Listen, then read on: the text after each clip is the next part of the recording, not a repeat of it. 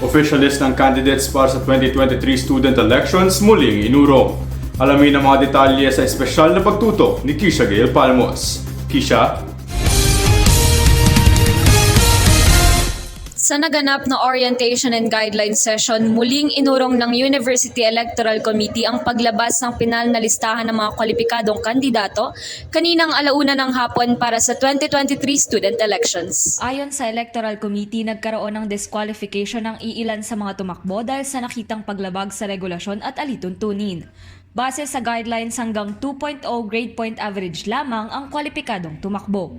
Base sa ulat ng komite, 11 individual ang hindi na magpapatuloy sa eleksyon at 6 na lineups naman ang hindi kumpleto. Dagdag pa nila, magbibigay sila ng 24 hours sa mga party list para maghanap ng kapalit sa mga nabakanteng posisyon. Narito ang mga inaasahan na magaganap ngayong araw at sa mga susunod pa. Paglalabas ng listahan ng mga siguradong tatakbo o mga walang problema sa requirements, paglalabas ng opisyal na listahan ng mga tatakbo at pagsisimula ng kampanya na tatagal hanggang Biyernes, 22 ng Setyembre. Para sa mas pinalakas na boses ng pamantasan, Kisha Gail Palmos, Radyo Pilimon.